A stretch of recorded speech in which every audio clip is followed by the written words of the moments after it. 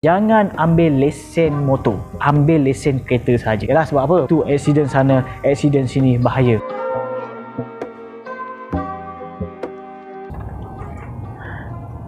Guys, kenapa saya pilih naik motor untuk pergi kerja? Mungkin ada di kalangan korang merupakan fresh graduate, masih memikirkan, dah kerja ni nak beli apa? Beli kereta ke ataupun beli motor? Sebab apa? Kalau ikutkan dalam situasi sekarang, ekonomi yang tak menentu, dengan harga barang naik, kalau kita bergaji contohnya RM1,500, ini merupakan gaji minimum lah, bagi pekerja-pekerja di Malaysia. So, adakah cukup perbelanjaan korang semua sekiranya korang nak beli kereta? Ingat, nak beli kereta ataupun motor, korang bukan sahaja fikirkan bayaran bulanan, korang kena fikirkan kos-kos yang lain. Contohnya macam cukai jalan, lepas tu kos minyak lagi, wajib dengan gaji korang. Lagi-lagi lah dalam situasi sekarang ni dengan traffic jam, stres kata. Saya tahu mungkin ada di antara ibu bapa korang yang kat luar sana, pas korang dah graduate ya, and then beritahu, jangan ambil lesen motor, ambil lesen kereta sahaja. Yalah, sebab apa? Tu accident sana, accident sini, bahaya. Kereta tak accident ke? So, dalam episod ini nak share dengan korang apa kelebihannya sekiranya korang naik motor.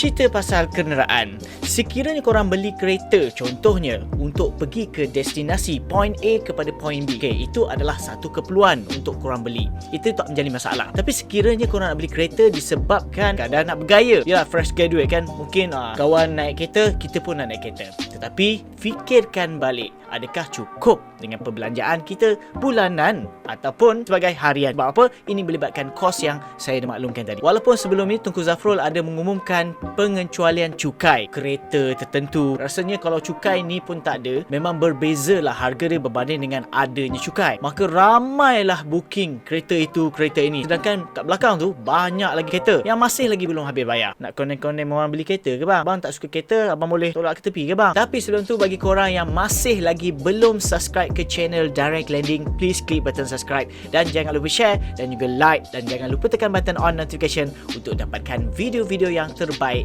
dan perkongsian tips kewangan yang santai. Isu sekarang bukan nak condemnkan kereta, tetapi jom kita tengok apa kelebihannya kalau kita beli motor dan naik motor pergi ke kerja. Yang pertama, kita fikirkan pasal kos minyak. Beberapa bulan sebelum ini pun memang terlihat RON 97, RON 95 berubah turun, lepas tu naik, lepas tu turun, sehinggalah sekarang pada bulan Julai adalah RM4.80 seliter tau, RON 97. Bagaimana pula dengan RON 95? Ini yang sering kali digunakan oleh motor-motor macam saya ataupun kereta-kereta biasa pun memang akan gunakan RON 95. Sebab apa? Murah. Hingga hari ini adalah RM2.05 seliter. Tadi kita cerita pasal kos minyak, berapa untuk seliter. Bagi korang yang mempunyai motor, mungkin korang dah tahulah kos minyak macam mana. Tapi bagi siapa yang tak tahu, jom kita kira-kira berapa anggaran untuk seminggu dan juga sebulan. Contohnya ada RS150, maksudnya 150cc. Anggaran isi full tank RM6.60, dan boleh tahan selama seminggu ataupun sekitar lebih sikit, seminggu dua. Sekiranya korang tak bawa motor korang melebihi 90km/h, InsyaAllah boleh jimat. Dan contohnya RM6.60 kita kali dengan 4 minggu, bermaksud lebih kurang dalam sebulan lah. So jumlahnya adalah RM26.40, tapi kita genapkanlah RM30. So maksud di sini RM30 untuk sebulan bagi kos minyak sahaja. Dan ini juga bergantung kepada jarak perjalanan korang daripada rumah ke tempat kerja. Dan seperti mana yang maklumkan tadi, bergantung juga kepada cc motor korang. Sekiranya korang bersisi rendah, lagilah murah. Tapi bagi korang yang bersisi tinggi, contohnya macam 200cc, 1000cc, itu lain cerita lah. Tapi tetap jimat berbanding korang naik kereta dengan korang nak redah jam dan sebagainya. Dan dari kedua, dari segi masa, mungkin ada di antara korang dah biasa naik kereta dan tengok je motor laju je bila korang time jam.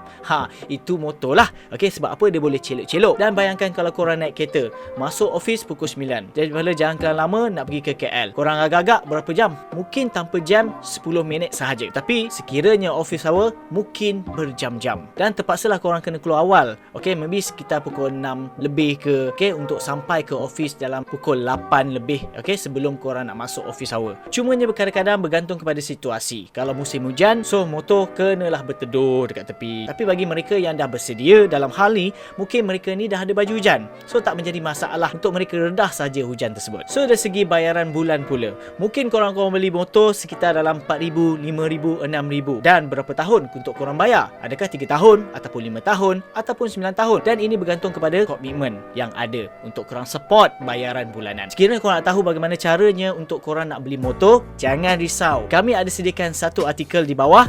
Korang klik saja link tersebut. Apakah cara-caranya untuk korang nak beli motor buat pertama kali. Dan alasan yang keempat, senang cari parking. Korang nak pergi kerja tak payah fikir-fikir banyak dah. Parking pun kebanyakannya free. Dan walau ada bayar pun, maybe dalam sekitar 50 sen ataupun RM1. Berapa banyak korang dapat jimat di situ. Kalau ikutkan, sebenarnya banyak lagi kelebihan untuk korang naik motor. Walaupun adalah kesan-kesan buruknya yang korang bakal hadapi sekiranya korang naik motor. Itulah cabaran permulaan dalam kehidupan. Di sini saya nak bagi tahu kepada semua fresh graduate di luar sana, pilihan untuk korang membeli sesuatu kenderaan, sama ada kereta ataupun motor sekalipun, bergantung kepada gaji korang ataupun komitmen korang sendiri. Cumanya fikirkan untuk permulaan. Walaupun korang bergaji 2,000 sekalipun, tak salah korang nak ambil motor sebagai satu option ataupun pilihan untuk korang survive untuk peringkat permulaan. Lebih-lebih lagi dalam keadaan sekarang. Yang penting seperti mana yang saya bagi tahu tadi, lebihan baki yang kita ada daripada gaji boleh dijadikan satu simpanan yang lain. Contohnya simpanan hari tua ke, simpanan kahwin ke, tabung kecemasan ke dan sebagainya. Daripada kita dapat gaji tersebut,